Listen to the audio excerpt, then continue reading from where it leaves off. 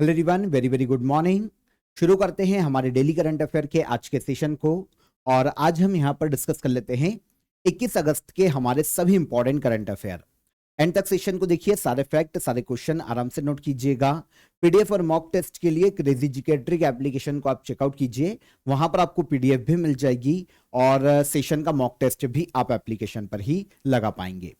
शुरू करें सबसे पहले क्वेश्चन की तरफ। यहां पर हम आते हैं, नोट कीजिए इसको। कौन सा राज्य भारत का पहला राज्य बन गया है जिसने महिला कर्मचारियों को उनके तीसरे बच्चे के लिए 365 दिन की पेड मैटरनिटी लीव अलाउ की है? तो यह राज्य हो जाएगा भारत का तमिलनाडु राज्य। तमिलनाडु गवर्नमेंट ने हाल ही में राज्य में ऐसी महिलाएं जो कि गवर्नमेंट सर्विस में है, उनके लिए तीसरे बच्चे के जन्म पर 365 दिन की मतलब 1 साल की मैटरनिटी लीव को अलाउ कर दिया है। ये जो मैटरनिटी लीव रहेगी ये पेड मैटरनिटी लीव रहेगी। पहले ये 12 वीक की थी, ऑलमोस्ट 84 डेज की मैटरनिटी लीव हुआ करती थी तमिलनाडु में तीसरे बच्चे के जन्म पर। लेकिन तमिलनाडु सरकार ने अब इस मैटरनिटी लीव को बढ़ाकर 1 साल कर दिया है, 365 दिन कर दिया है। ठीक है, तो ये इनिशिएटिव लेने वाला देश का पहला राज्य बना है कौन? तमिलनाडु राज्य। देखिए एक्चुअल में क्या है, अब आपके दिमाग में आएगा कि तमिलनाडु ने ऐसा क्यों किया है। तीसरे बच्चे मतलब कहीं ना कहीं पॉपुलेशन को बढ़ावा देने का प्रयास किया जा रहा है। बिल्कुल, देखिए तमिलनाडु में जो टोटल फर्टिलिटी रेट है ना वो 1.4 से भी कम है, जबकि एवरेज देखें तो किसी भी देश की, राज्य की या किसी भी क्षेत्र की पॉपुलेशन को अगर लंबे समय तक स्टेबल रखना है तो वहां पर जो ऑन एवरेज प्रति महिला औसतन बच्चों का जन्म है वो 2.1 के आसपास होना चाहिए। यह फर्टिलिटी रेट जरूरी माना जाता है अगर किसी राज्य में, किसी देश में, किसी क्षेत्र में पॉपुलेशन को स्टेबल रखना है तो। लेकिन तमिलनाडु में क्या हो रहा है कि टोटल फर्टिलिटी रेट 1.4 से भी कम है, मतलब ये काफी कम है। और इसके अलावा तमिलनाडु में 16% पॉपुलेशन बुढ़ापे की ओर है, मतलब 60 साल से अधिक उम्र की है। अब ऐसे क्या होगा कि पॉपुलेशन का जो बैलेंस है ना वो बिगड़ेगा। यहां पर डेमोग्राफिक इशू बन सकता है इन फ्यूचर। इसीलिए तमिलनाडु ने क्या किया कि अब तीसरे बच्चे मतलब कहीं ना कहीं तीसरे जन्म को भी यहां पर प्रोत्साहित किया है कि जो माताएं हैं वो तीसरे बच्चों को भी जन्म दें, और इसके लिए उनको 1 साल की मैटरनिटी लीव तमिलनाडु सरकार के द्वारा दी गई है। अब बात आती है कि इंडियन जो कॉन्स्टिट्यूशन है वो क्या कहता है इस बारे में। तो यहां पर हमको चलना पड़ेगा आर्टिकल 309 की तरफ। इंडियन कॉन्स्टिट्यूशन का एक आर्टिकल है, आर्टिकल 309। ये जो आर्टिकल है ना सरकारी कर्मचारियों की जो सर्विस कंडीशन है उससे जुड़ा हुआ है। आर्टिकल 309 सरकार को गवर्नमेंट एम्प्लॉयज की जो रिक्रूटमेंट है और सर्विस की कंडीशन है उससे जुड़े हुए रूल बनाने का अधिकार देता है, पावर देता है। For example leave, salary, promotion, और इसके अलावा रिटायरमेंट फंड कितना दिया जाएगा, पेंशन कितनी दी जानी चाहिए। तो ये राज्य का एम्प्लॉई है तो राज्य के हाथ में ये पावर होता है, सेंट्रल का एम्प्लॉई है तो सेंट्रल गवर्नमेंट के हाथ में ये पावर रहता है। तो आर्टिकल 309 इस तरीके की बात करता है इंडियन कॉन्स्टिट्यूशन में, जो कि सर्विस कंडीशन से जुड़ा हुआ है एम्प्लॉयज की। अब एक सेंट्रल की रूल बुक है गवर्नमेंट एम्प्लॉयज की, जो मैटरनिटी लीव से जुड़ा हुआ सर्विस रूल है, उसका एक रूल है फंडामेंटल रूल 101 ए। इसमें मैटरनिटी लीव की ड्यूरेशन या फिर जो कंडीशन है उसको तय करने का प्रावधान है कि राज्य सरकार उसको तय कर सकती है। तमिलनाडु के कॉन्टेक्स्ट में देखें तो 2026 में अब तमिलनाडु सरकार तीसरे बच्चे के जन्म पर पहले जो 12 वीक की मैटरनिटी लीव देती थी अब वो दे रही है पूरे 1 साल की, मतलब 365 दिन की। तो यहां पर राज्य सरकार के पास राइट है। फंडामेंटल रूल 101 ए देख लो या फिर इंडियन कॉन्स्टिट्यूशन का आर्टिकल 309 देख लो, गवर्नमेंट को यह पावर दी जाती है। 65th सुब्रतो कप 2026 का आयोजन किया जा रहा है। यह प्रतियोगिता किस खेल से संबंधित है? तो ये क्वेश्चन एग्जाम में काफी पूछे जाते हैं। कोई भी आपको इवेंट देकर या फिर कोई भी किसी भी खेल से जुड़ा हुआ टूर्नामेंट देकर पूछ लेता है कि ये किस खेल से संबंधित है। फॉर एग्जांपल ईरानी ट्रॉफी के बारे में हमने बात किया था। ईरानी ट्रॉफी, रणजी ट्रॉफी किस खेल से संबंधित है। इसी तरीके से अदर जो स्पोर्ट्स इवेंट है, जो ट्रॉफीज है, उनके बारे में पूछा जा सकता है। रिसेंटली क्या हुआ है कि सुब्रतो कप अभी आयोजित किया जा रहा है इंडिया में, 65th सुब्रतो कप। ये नई दिल्ली और अलग अलग डेस्टिनेशन पर अलग अलग राज्यों में इसका आयोजन किया जा रहा है। ये जो प्रतियोगिता है ना, फुटबॉल से संबंधित इवेंट है। तो सुब्रतो कप किस खेल से संबंधित प्रतियोगिता है? ये फुटबॉल से संबंधित प्रतियोगिता है। एक्चुअल में जूनियर फुटबॉल टूर्नामेंट है, जहां पर जूनियर फुटबॉलर पार्टिसिपेट करते हैं। 18 अगस्त को ये शुरू हो गया था और 24 सितंबर तक इसका आयोजन किया जाने वाला है। शुरुआत तो इसकी BR अंबेडकर स्टेडियम में की गई नई दिल्ली में, लेकिन कुछ इवेंट है जो कि बेंगलुरु में भी आयोजित किए जाएंगे और इस तरीके से इसका आयोजन किया जाएगा 24 सितंबर तक। 65th Subroto cup, okay, football से संबंधित इवेंट है। देखिए, जूनियर गर्ल्स अंडर 17 इवेंट आयोजित किया जाएगा। अंडर 17 17 साल से उम्र की जो कम की गर्ल्स फुटबॉलर हैं वो पार्टिसिपेट करती है। तो ये नई दिल्ली में आयोजित किया जा रहा है। फिर सब जूनियर बॉयज टूर्नामेंट है, अंडर 15 जो एज ग्रुप के बॉयज है फुटबॉलर वो पार्टिसिपेट करते हैं, ये बेंगलुरु में आयोजित किया जाएगा। फिर जूनियर बॉयज अंडर 17 नई दिल्ली में आयोजित किया जाएगा एंड में। तो ये जूनियर फुटबॉल टूर्नामेंट है, सुब्रतो कप के नाम से इसे जाना जाता है। इंडिया में फुटबॉल के यंग जो प्लेयर्स है उनको बढ़ावा देना, फुटबॉल को आगे बढ़ाना सुब्रतो कप को आयोजित किए जाने का मुख्य उद्देश्य है। तो शुरुआत हो चुकी है नई दिल्ली में, 24 सितंबर तक इसका आयोजन किया जाएगा इंडिया की अलग अलग लोकेशन पर। एक वार्षिक international inter school football tournament है। मतलब इंडिया के जो स्कूल से ना अलग अलग राज्य और यूनियन टेरिटरीज के वहां के जो फुटबॉल खिलाड़ी हैं स्कूल लेवल के, वो यहां पर पार्टिसिपेट करते हैं। इंटरेस्टिंग इसलिए है क्योंकि कुछ देशों के भी जो स्कूल के फुटबॉल खिलाड़ी होते हैं ना, जो फुटबॉल स्टूडेंट होते हैं, जो फुटबॉल खेल से संबंधित है, वो भी उनकी भी टीमें यहां पर पार्टिसिपेट करती है। 1960 में इसकी शुरुआत की गई थी। एयरफोर्स स्पोर्ट्स कंट्रोल बोर्ड इसका आयोजन करवाता है हर साल। इंडिया के पहले chief of army staff air marshal Subroto Mukherjee थे, इन्हीं के नाम पे शुरू किया गया है सुब्रतो कप। तो एयरफोर्स स्पोर्ट्स कंट्रोल बोर्ड इसका आयोजन करवाता है, हर साल ये आयोजित होती है। 3 एज ग्रुप के टूर्नामेंट होते हैं। मैंने ईयर मेंशन कर दिए हैं कि इनकी शुरुआत कब से हुई है, लेकिन ये ज्यादा इंपॉर्टेंट नहीं है। हमको तो ये याद रखना चाहिए कि सुब्रतो कप कब से शुरू हुआ, तो 1960 में पहला जो इवेंट शुरू हुआ था वो अंडर 17 बॉयज के लिए शुरू हुआ था और फिर आगे चलकर गर्ल्स के लिए और जूनियर गर्ल्स, सब जूनियर बॉयज, इनके लिए भी शुरू किया गया। यहां पर एयरफोर्स स्पोर्ट्स कंट्रोल बोर्ड की बात करें, क्योंकि आयोजन करवाने वाली संस्था ये है, इंडियन एयरफोर्स से जुड़ा हुआ एक स्पोर्ट्स ऑर्गेनाइजेशन है, जो कि इंडियन एयरफोर्स में स्पोर्ट्स को, जो प्लेयर्स होते हैं उनको बढ़ावा देने के लिए काम करता है, खेल को बढ़ावा देने के लिए अल्टीमेटली ये जो संस्था है ये काम करती है। ठीक है, हर साल 20 अगस्त को किस दिवस के रूप में मनाया जाता है? तो कल भी मैंने आपको 20 अगस्त से एक डे बताया था, वो और ये सेम डे है, मतलब एक ही व्यक्ति की जयंती पर मनाया जाता है। इसको भी हम ऐड ऑन करते हैं क्योंकि ये क्वेश्चन इंपॉर्टेंट है। सद्भावना दिवस, ओके, ये जो दिवस है ना 20 अगस्त को मनाया जाता है हर साल। और किसकी जयंती है? कल मैंने आपको बताया था, ये जयंती है भारत के पूर्व प्रधानमंत्री राजीव गांधी की। तो राजीव गांधी जी के सम्मान में उनकी जयंती पर हर साल सद्भावना दिवस मनाया जाता है और रिन्यूएबल एनर्जी डे के रूप में भी 20 अगस्त को ही मनाया जाता है। सद्भावना का मतलब यहां पर हार्मनी, शांति, समझौता है ना, इसको देश में बढ़ावा देना, शांति की तरफ और भाईचारे की तरफ देश को लेकर जाना, यह मुख्य उद्देश्य है सद्भावना दिवस को मनाए जाने का। सबसे पहली बार 1992 में से मनाया गया था। एक्चुअल में 1991 में आप सभी को पता है भारत के प्रधानमंत्री राजीव गांधी, इनका निधन हो गया था, है ना, बम ब्लास्ट में इनका निधन हो गया था। तो उसके बाद 1992 से इनके सम्मान में इनकी जयंती पर सद्भावना दिवस की शुरुआत की गई।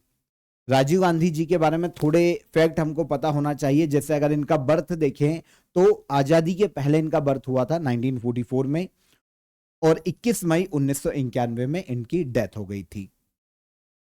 भारत के 6th प्राइम मिनिस्टर 1984 से लेकर 1989 तक रहे हैं। भारत के सबसे युवा प्रधानमंत्री हैं इंडिया के इतिहास में। 40 वर्ष से कम उम्र में ये भारत के पीएम बने थे। मरणोपरांत इनको भारत रत्न दिया जा चुका है 1991 में। और 2026 में राजीव गांधी की 82वीं बर्थ एनिवर्सरी या जयंती को मनाया गया। हर साल 20 अगस्त को ही रिन्यूएबल एनर्जी डे इन्हीं की जयंती पर मनाया जाता है। तो दोनों याद रखिएगा, सद्भावना दिवस या रिन्यूएबल एनर्जी डे दोनों ही राजीव गांधी की जयंती है, याद रखिएगा। आज के ऑफर ऑफ द डे में आप सभी मैनेजमेंट का रिकॉर्डेड बेच ज्वाइन कर सकते हैं और इसके अलावा सामान्य हिंदी का फाउंडेशन कोर्स आप ज्वाइन कर सकते हैं। काफी एग्जाम्स में, सेंट्रल या स्टेट के एग्जाम्स में मैनेजमेंट और सामान्य हिंदी से आपको क्वेश्चन देखने को मिलते हैं। तो आपको रिकॉर्डेड लेक्चर मिल जाएंगे, पीडीएफ नोट्स आप यहां पर ज्वाइन कर सकते हैं और मॉक टेस्ट भी आप इसी में लगा पाएंगे। दोनों की लिंक मैंने आपको डिस्क्रिप्शन में दे दी है, वहां से आप इसको ज्वाइन कीजिए और कोई भी आपकी क्वेरी हो तो आप हेल्पलाइन नंबर पर कॉल कर सकते हैं। ठीक है, ज्वाइन कीजिए, डिस्क्रिप्शन में लिंक है दोनों की। आगे आइए, घरेलू पीएनजी कनेक्शन को बढ़ावा देने के लिए प्रोत्साहन योजना को सरकार ने कब से लागू करने का निर्णय लिया है? तो घरेलू पीएनजी कनेक्शन को बढ़ावा देने के लिए एक स्कीम को गवर्नमेंट ने मंजूरी दी है, प्रोत्साहन योजना है, जिसे 1 सितंबर 2026 से देश में लागू किया जाएगा। घरेलू पीएनजी कनेक्शन को बढ़ावा देने के लिए प्रोत्साहन योजना। ठीक है, यहां पर देखिए, जब हम बात करते हैं पीएनजी की तो याद रखिएगा, जब पीएनजी की यहां पर बात की जा रही है तो पाइप्ड नेचुरल गैस के नाम से पीएनजी को जाना जाता है। जो गैस की पाइपलाइन आज आपने देखा होगा, बहुत सारे जो टीयर 1 टीयर 2 सिटीज है वहां पर गैस पाइपलाइन बिछ चुकी है, तो ये पाइप्ड नेचुरल गैस है। तो इंडिया में डोमेस्टिक पीएनजी कनेक्शन को बढ़ावा देना और इन जो ऐसे कनेक्शन है जो कि इनएक्टिव है उन कनेक्शन को एक्टिवेट करना, यह उद्देश्य है, ताकि भारत में, जैसे अभी हमने देखा कि हॉर्मुज स्ट्रेट का जो क्राइसिस आया था, तो जो एलपीजी है वो काफी महंगी हो गई थी, काफी प्रॉब्लम आया था। तो उस समस्या से निपटने के लिए पाइप्ड नेचुरल गैस है ना, इसको बढ़ावा दिया जा रहा है। तो भारत में पाइप्ड नेचुरल गैस कनेक्शन को बढ़ावा देने के लिए incentive schemes for promotion of domestic PNG connection को हाल ही में सेंट्रल गवर्नमेंट ने मंजूरी दी है। 1 सितंबर 2026 से यह लागू किया जाएगा और 6 महीने तक 2 अलग अलग फेज में इसको देश में चलाया जाएगा। लोगों को क्लीन, सुरक्षित और सस्ती पाइप्ड कुकिंग गैस उपलब्ध करवाई जा सके, यह इस स्कीम का, प्रोत्साहन स्कीम का मुख्य उद्देश्य है। अभी तक इंडिया में अगर हम देखते हैं तो 1.74 करोड़ डोमेस्टिक पीएनजी कनेक्शन है। इंडिया की पॉपुलेशन के पॉइंट ऑफ व्यू से देखें तो ये काफी कम है। ओके, अभी भी हमारे यहाँ सिलेंडर, जो गैस सिलेंडर होते हैं, उनका प्रचलन बहुत ज्यादा है। तो ये जो एलपीजी सिलेंडर है इनको खत्म किया जा सके, इसलिए पीएनजी के कॉन्सेप्ट को आगे बढ़ाया जा रहा है। पीएनजी पाइप्ड नेचुरल गैस एक प्रकार की नेचुरल गैस ही है, पाइप के माध्यम से सीधे घर घर पहुंचाई जाती है। तो जैसे एलपीजी के सिलेंडर आते हैं, वैसे पाइप के माध्यम से पाइप्ड नेचुरल गैस घर घर तक आती है। तो अभी ये कनेक्शन काफी कम है इंडिया में, लेकिन अब इनको बढ़ाया जा रहा है। और इसके लिए जो इंसेंटिव स्कीम है, तो इंसेंटिव किसको दिया जाएगा? गैस डिस्ट्रीब्यूशन कंपनी को ये जो इंसेंटिव है वो दिया जाने वाला है। कोई भी एलिजिबल सिटी में जो गैस डिस्ट्रीब्यूशन कंपनी है, अपने एरिया में एक तय लिमिट से ज्यादा अगर वो पीएनजी कनेक्शन को बढ़ा देती है, पीएनजी कनेक्शन एक तय लिमिट दी जाएगी, उससे ज्यादा अगर ये बढ़ाते हैं तो ऐसे केस में हर नए कनेक्शन पर इनको 200 standard cubic metre APM gas अतिरिक्त दी जाएगी। मतलब ये नॉर्मली जो गवर्नमेंट जिस प्राइस पर गैस बेचती है ना, उससे काफी कम में ये उन गैस डिस्ट्रीब्यूशन कंपनी को दिया जाएगा। यही इनका होगा इंसेंटिव। ठीक है, तो जो ऐसी कंपनीज है उनको महंगी गैस खरीदने की जरूरत कम होगी और उनकी गैस की लागत भी कम की जा सकती है अगर वो इस प्रकार के कनेक्शन को देश में बढ़ाते हैं, उनके एरियाज में बढ़ाते हैं। तो 1 सितंबर 2026 से इस स्कीम को देश में लागू किया जाएगा और 6 महीने तक 2 फेज में यह स्कीम संचालित की जाएगी। गिनीज वर्ल्ड रिकॉर्ड द्वारा दुनिया के सबसे कम उम्र के मेल चार्टर्ड अकाउंटेंट के रूप में किसे मान्यता दी गई है? गिनीज वर्ल्ड रिकॉर्ड द्वारा दुनिया के सबसे कम उम्र के मेल चार्टर्ड अकाउंटेंट के रूप में मान्यता दी गई है लक्ष्मणन मय्यप्पन को। लक्ष्मणन मय्यप्पन ये भारत के तमिलनाडु राज्य से बेसिकली आते हैं, लेकिन वर्तमान में ये दुबई में, ठीक है ना। तो इंडियन ओरिजिन, भारतीय मूल के लक्ष्मणन मय्यप्पन एक 16 वर्षीय इंडियन है। इनको Guinness book of world record में मान्यता दी गई है दुनिया में सबसे कम उम्र के मेल चार्टर्ड अकाउंटेंट के रूप में। इनकी एज अभी 16 साल 170 दिन है। मतलब देखिए यहां पर एक चीज और है कि जब हम बात करते हैं 16 ईयर 170 डेज की, तो ये उस टाइम की है जब इन्होंने चार्टर्ड अकाउंटेंट के रूप में मान्यता प्राप्त कर ली, मतलब इनको पर्टिकुलर उसका सर्टिफिकेट मिल चुका था। तो 2021 में यह सर्टिफिकेट इनका पूरा हो गया था, लेकिन गिनीज वर्ल्ड रिकॉर्ड ने अब इनको मान्यता दी है। तो लक्ष्मणन मय्यप्पन भारतीय मूल के तमिलनाडु के एक फाइनेंस प्रोफेशनल है जिन्होंने सबसे कम उम्र में अकाउंटिंग और फाइनेंसिंग की प्रोफेशनल क्वालिटीज को अचीव किया है और सबसे कम उम्र में मेल चार्टर्ड अकाउंटेंट के रूप में इन्होंने नाम दर्ज करवाया है। अभी वर्तमान में यह रिकॉर्ड इनका यूएई दुबई में रजिस्टर किया गया है। तो 2005 में इनका जन्म हुआ था। रिकॉर्ड जो इनके नाम है ना, जो सर्टिफिकेट इनके पास आ चुका था चार्टर्ड अकाउंटेंट का, उसकी डेट है 30 जून 2021, मतलब जब इनकी एज थी 16 वर्ष 170 दिन। ओके, तो वर्ल्ड के यंगेस्ट मेल चार्टर्ड अकाउंटेंट के रूप में इनको मान्यता दी गई है। मय्यप्पन ने 15 साल की उम्र में ही अपनी पढ़ाई शुरू कर दी थी। Association of chartered certified accountants की पढ़ाई शुरू की थी। 1 साल में इन्होंने अपनी इस पढ़ाई को कंप्लीट किया। वर्तमान में ये दुबई में जो सेंचुरी फाइनेंशियल है उसमें सीनियर रिसर्च एनालिस्ट के रूप में काम कर रहे हैं। अब इनकी सिटीजनशिप के बारे में पता नहीं चल पाया कि सिटीजनशिप ये अभी कहाँ की होल्ड कर रहे हैं, इसलिए हम भारतीय मूल के वर्ड का यूज कर रहे हैं। तो ये भारत के हैं, भारतीय मूल के हैं, तमिलनाडु से आते हैं और अब ये सबसे कम उम्र के चार्टर्ड अकाउंटेंट बने हैं मेल। ओके, 2026-27 के लिए सुप्रीम कोर्ट बार एसोसिएशन के प्रेसिडेंट के रूप में किसे चुना गया है?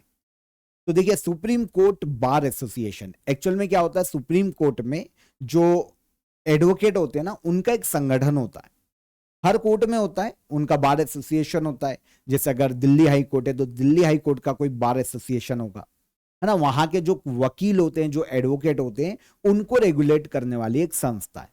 अगर बार एसोसिएशन की जब बात करें तो सबसे अगर आपने देखा होगा, ध्यान दिया होगा, तो जॉली एलएलबी नाम की जो मूवी है उसमें बार एसोसिएशन की बात तो की ही जाती है ना। वो रेगुलेट करती है किसको, वकीलों को, है ना। नैतिकता उनमें बनाए रखती है, मतलब अपनी सीमा से ज्यादा आगे जाकर कोई वो ऐसा काम ना कर दे, तो इस तरीके से रेगुलेट करती है, उनके अधिकारों की भी बात करती है। तो जब यहां पर सुप्रीम कोर्ट की बात हो रही है तो ये सुप्रीम कोर्ट बार एसोसिएशन है। 1 साल के लिए 2026 से 27 तक के लिए इसके अध्यक्ष बने हैं सीनियर एडवोकेट प्रदीप रॉय।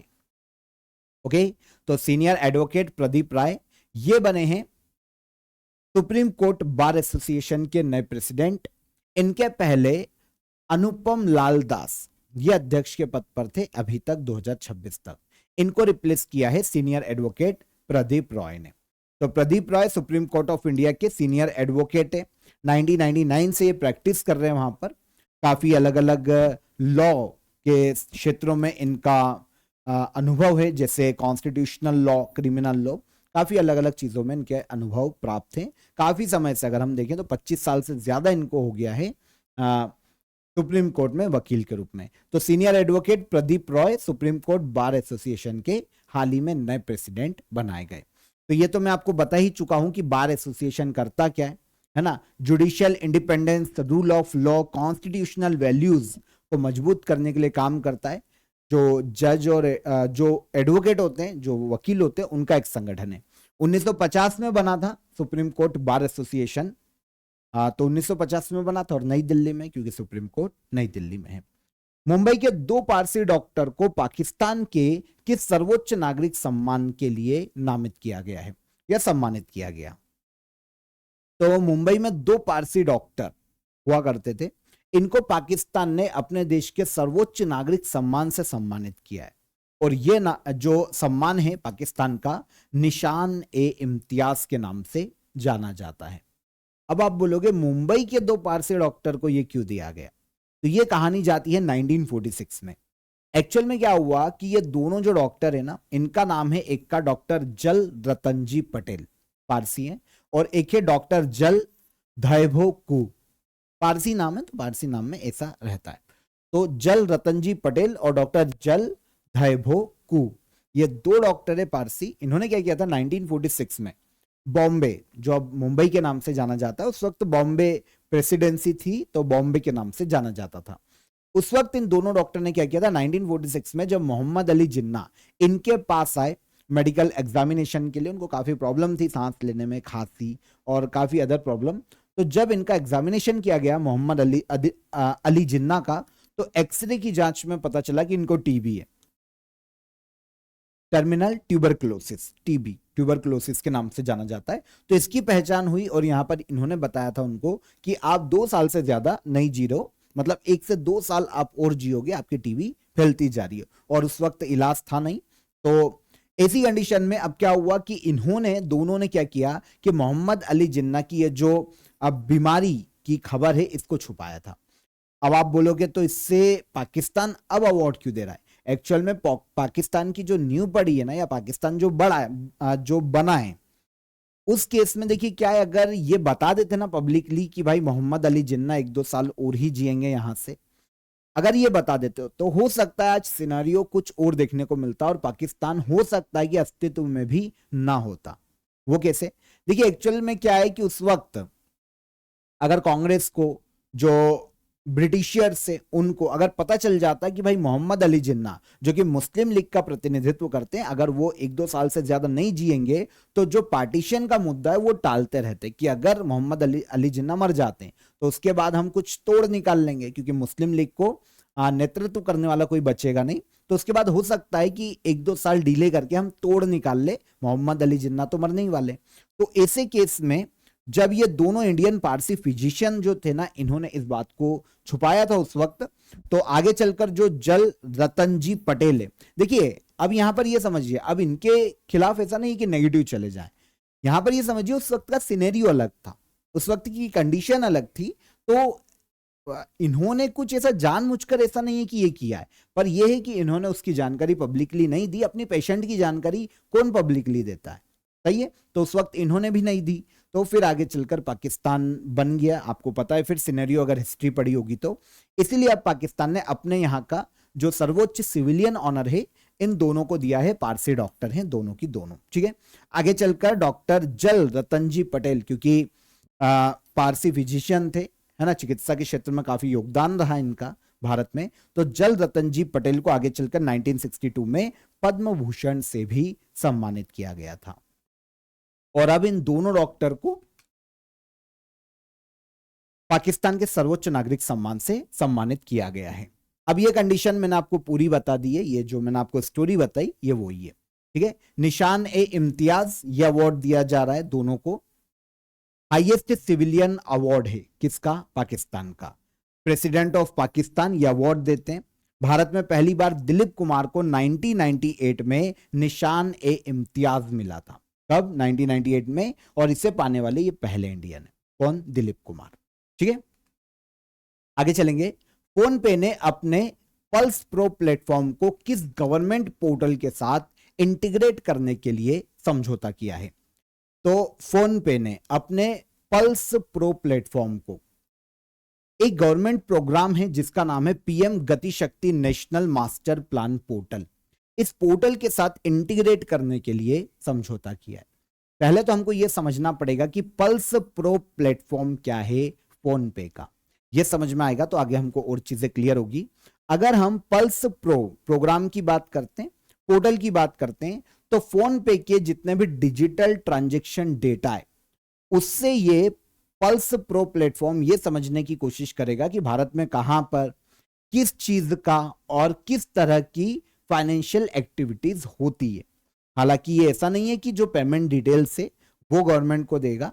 देखिए, किसी भी व्यक्ति की व्यक्तिगत जानकारी, मोबाइल नंबर या फिर जो पेमेंट डिटेल्स है वो सरकार को नहीं दी जाती है। डेटा बहुत ही सीक्रेट होता है, केवल इस यूज के लिए कि भाई कहां पर कौन सी फाइनेंशियल एक्टिविटीज चल रही है, कौन सी फाइनेंशियल एक्टिविटीज किस क्षेत्र में ज्यादा है, कौन सी चीज सबसे ज्यादा बिक रही है, क्या किसमें सबसे ज्यादा काम किया जा रहा है। तो इस तरीके की पल्स प्रो नाम का जो प्लेटफॉर्म है ये फोन पे का है, ये काम करता है। अब फोन पे ने क्या किया है कि ministry of electronics and information technology के साथ एक समझौता किया है। इस समझौते के तहत फोन पे का जो पल्स प्रो प्लेटफॉर्म है ये पीएम गति शक्ति नेशनल मास्टर प्लान पोर्टल से इंटीग्रेट किया जाएगा। इसका क्या फायदा है? इसका फायदा होगा गवर्नमेंट को। देखिए क्या होगा कि जो पल्स प्रो प्लेटफॉर्म से मिलने वाला जो डेटा है ना, उसका यूज करके government in future infrastructure planning कर पाएगी।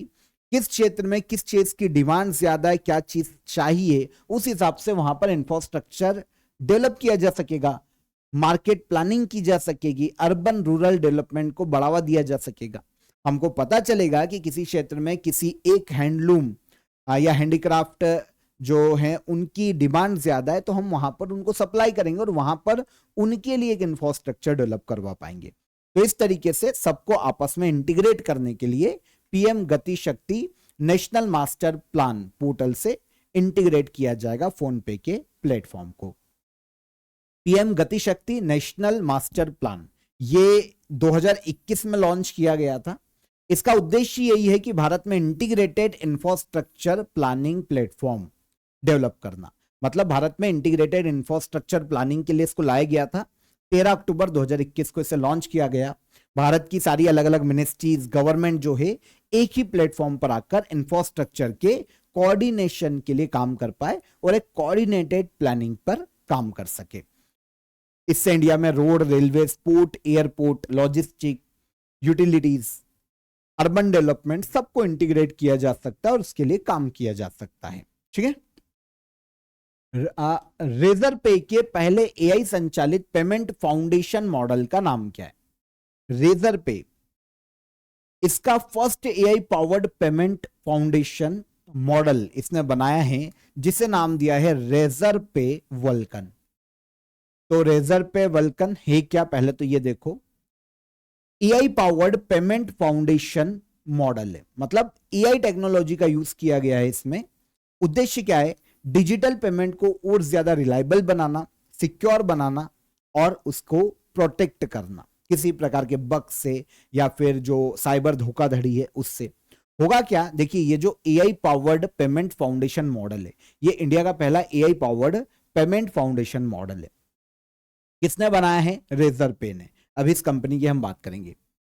इंडिया की एक फिनटेक कंपनी है रेजर पे, तो इसने रेजर पे वल्कन नाम का ये AI powered payment foundation model बनाया है। देखिए जब किसी को पेमेंट की जाती है तो बीच में काफी सारे पार्ट होते हैं। एक मर्चेंट होता है, पेमेंट गेटवे होता है, पेटीएम और फोन पे, गूगल पे पेमेंट गेटवे होते हैं। इसके अलावा जिसको पेमेंट दिया जा रहा है वो होते हैं, नेट बैंकिंग होती है और बीच में काफी सारी चीजें, इंटरनेट होता है, काफी सारी चीजें एक साथ लिंक्ड होती है। लेकिन अगर कहीं भी ग्लिच आता है तो ऑब्वियस सी बात है पेमेंट फेल होगा। तो ये जो पेमेंट फेलियर है इसको कम करना, फ्रॉड को डिटेक्ट करना कि भाई फ्रॉड तो नहीं हो रहा है किसी के साथ, ट्रांजैक्शन रूटीन को और ज्यादा इंप्रूव करना और इस प्रकार की जो प्रॉब्लम है उसको डायरेक्ट मतलब हिट करना या उसको समझना और उसको स्मूथ बनाना, ये मेन काम है AI powered payment foundation model का। ये पहला इंडिया का AI powered payment foundation model है। रेजर पे ने इसको विकसित किया है और नाम दिया गया रेजर पे वल्कन। ठीक है, आई होप समझ पाए होंगे। रेजर पे इंडिया की, जैसा कि मैंने आपको बताया, फाइनेंशियल टेक्नोलॉजी कंपनी है। बिजनेस को ऑनलाइन पेमेंट लेने और फाइनेंशियल सर्विसेज मैनेज करने के लिए यह संस्था फैसिलिटी देती है, काम करती है। 2014 में बनी थी रेजर पे और हेडक्वार्टर है इसका कर्नाटका के बेंगलुरु में। आखिरी क्वेश्चन, भारतीय सेना ने आदब और सकाफत लिटरेरी फेस्टिवल 2026 का आयोजन कहां किया है? देखिए ये फेस्टिवल एक लिटरेचर फेस्टिवल है, पहली बार ही इसका आयोजन हुआ है, पहला ही एडिशन है, तो हमको ये क्वेश्चन की जरूरत पड़ेगी, अदरवाइज इसमें ज्यादा कुछ था नहीं। देखो फेस्टिवल का नाम क्या है? सकाफत और आदब और सकाफत, एक लिटरेरी या लिटरेचर फेस्टिवल है। 2026 में इंडियन आर्मी के द्वारा इसका आयोजन किया गया लद्दाख में। ठीक है, लद्दाख में भी पर्टिकुलर प्लेस पूछा जाए तो आयोजन किया गया है कारगिल में। कहां पर? कारगिल। तो लोकेशन ले लेते हैं, आंसर हो जाएगा आंसर डी। तो लद्दाख के कारगिल में आदाब और सकाफत लिटरेरी फेस्टिवल 2026 का आयोजन किया गया। आयोजन गवर्नमेंट डिग्री कॉलेज जो कि कारगिल में है यहां पर किया गया है। फेस्टिवल का उद्देश्य क्या है? लद्दाख की जो लिटरेचर हेरिटेज है उसको बढ़ावा देना, कल्चरल ट्रेडिशन को बढ़ावा देना, आर्टिस्टिक स्पिरिट को बढ़ावा देना मुख्य उद्देश्य। इसमें क्या हुआ है, काफी सारे लोकल जो पोएट्स हैं, जो राइटर्स हैं, उन्होंने प्रस्तुति दी है अपनी प्रतिभा को आगे बढ़ाने के लिए। लद्दाख की लोकल लैंग्वेज, ट्रेडिशन और वहां का जो कल्चर, इसको प्रमोट किया गया। तो इंडियन आर्मी ने पहली बार ही इस लिटरेचर फेस्टिवल का आयोजन किया है। आदाब और सकाफत ये आयोजित किया गया लद्दाख में, और लद्दाख में भी पर्टिकुलर प्लेस पूछे तो कारगिल। ठीक है, लद्दाख यूटी है इंडिया की। 31 अक्टूबर 2019 को ये यूनियन टेरिटरी बनी जम्मू कश्मीर से अलग होकर। लेह इसकी कैपिटल है। लेफ्टिनेंट गवर्नर है विनय कुमार सक्सेना। ठीक है, तो यहां पर 21 अगस्त के हमारे सभी करंट अफेयर हमने डिटेल में डिस्कस किए। लास्ट डे के करंट अफेयर को रिवाइज कर लेते हैं। देखो, मद्रास हाईकोर्ट ने किस नदी को कानूनी व्यक्ति का दर्जा दिया? तामिराबरानी। चर्चा में रही सुंगल टनल कहां पर है? Jammu Kashmir union territory. हाल ही में कितने भारतीय पीस कीपर्स को यूनाइटेड नेशन मेडल से सम्मानित किया गया? 210। जाम्बिया के राष्ट्रपति के रूप में दूसरा टेन्योर के लिए किसने ज्वाइन किया है? हाकाइंडे हिचिलेमा ने। टेस्ट क्रिकेट में 100 छक्के लगाने वाले पहले भारतीय खिलाड़ी कौन? ऋषभ पंत। भारत में अक्षय ऊर्जा दिवस अभी हमने बात की, 20 अगस्त को मनाया जाता है। वेस्ट बंगाल में पहला कौशल महोत्सव 2026 कहां आयोजित किया गया? बालूरघाट में।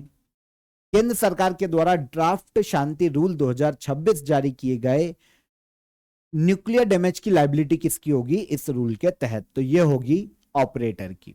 महाराष्ट्र में हाल ही में आए छोटे छोटे भूकंपों की जो श्रृंखला है उसे कहा जाता है अर्थक्वेक स्वाम। हाल ही में जीआई टैग प्राप्त कश्मीरी चावल की कौन सी किस्म चर्चा में रही? मुश्क बुद्ध जी। तो ये सारे करंट अफेयर कल के सेशन के हमारे रिवाइज हो गए। क्वेश्चन ऑफ द डे का आंसर देखो, किस संविधान संशोधन ने गोवा को राज्य का दर्जा दिया? तो 56th कॉन्स्टिट्यूशनल अमेंडमेंट एक्ट है 1987 का। Born again on the mountain आत्मकथा किसकी है? तो यह है अरुणिमा सिन्हा की। कैल्शियम कार्बोनेट का रासायनिक सूत्र देखें, केमिकल फॉर्मूला देखें तो यह है CaCO3।